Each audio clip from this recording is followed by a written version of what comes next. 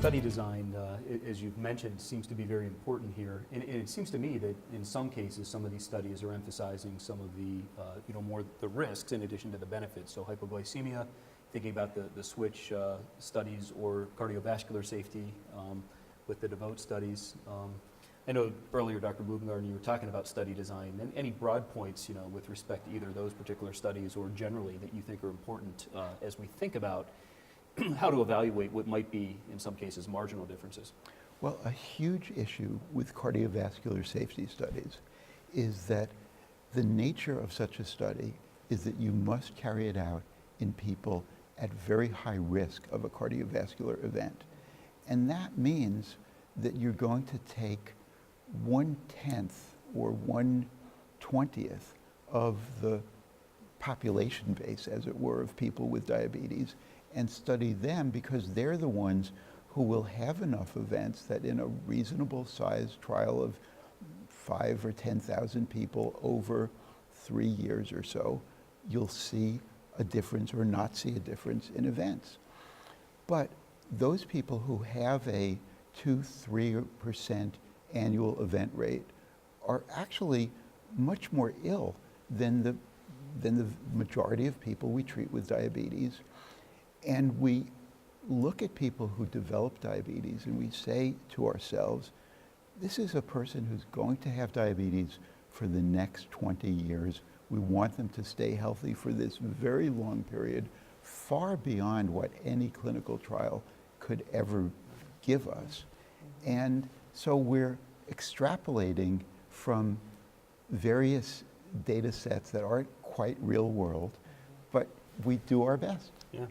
So Dr. Snow, at Aetna you work, I'm sure, with a number of pharmacy benefit managers, and you have to make collectively formulary decisions that ultimately coverage decisions are based on. Could you talk a little bit about, sort of that process? I mean, it's a little bit of a market negotiation on the one hand, but you're certainly weighing the scientific evidence and ultimately trying to sort of navigate these new discoveries. Right.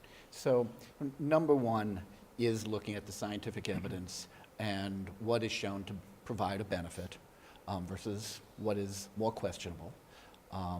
And then within that, making sure that all our members have access to therapy that would be appropriate. But as you say, once we get past that, there is a negotiation of limiting down the number of options for patients, because that does lead to an improvement in cost, both for the member and, of course, for the payer, who in turn passes any cost on to those who are paying for insurance, whether it's a company or an individual. So the goal is to keep the cost down, but making sure that there is an adequate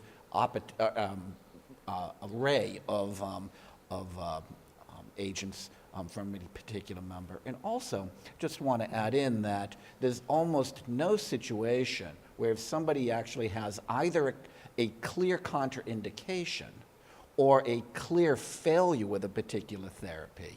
Let's make it very simple. If they're allergic to a particular agent, demonstrating that will allow them to move beyond, that they're not going to be held at that point because it's not on formulary.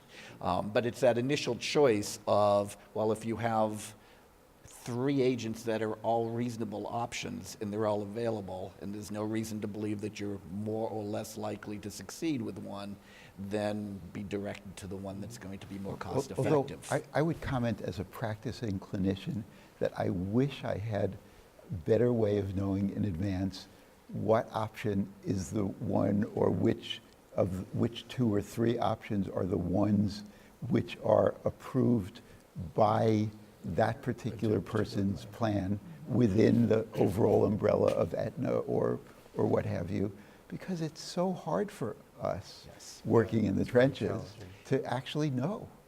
It is.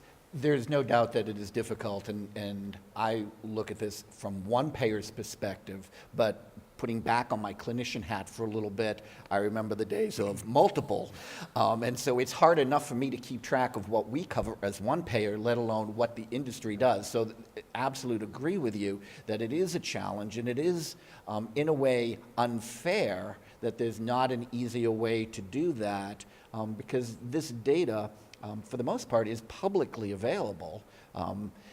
And it should be the type of information that could be compounded by a particular search engine where it would put it in a format And in for the theory, you busy would think you could clinician. Yeah. Put it in an EHR, and when your And drug it's order sort said of, it could be it there. sort of is in there, but they're not terribly accurate, Right, at least they- to this date, you know, because we use that, and I'm sure many others, but it, you know, I think part because it's a fluid process. And it's a very fluid process, and so it changes Right. every, you know, it can Right, change every right. year or have small nuance changes. And even within that, there are different levels of pharmacy benefits that a member may have. So they may have insurance with Yeah. whichever provider, whether it's us or one of our competitors. They may have insurance through that company.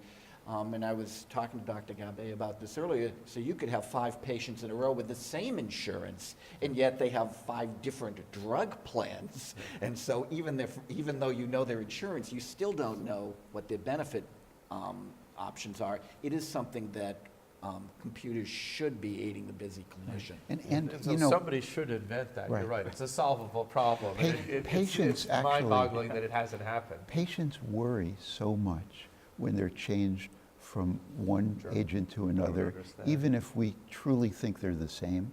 So insulin Lispro and insulin Aspart, Humalog and Novolog, almost all endocrinologists are willing to use either at any given time.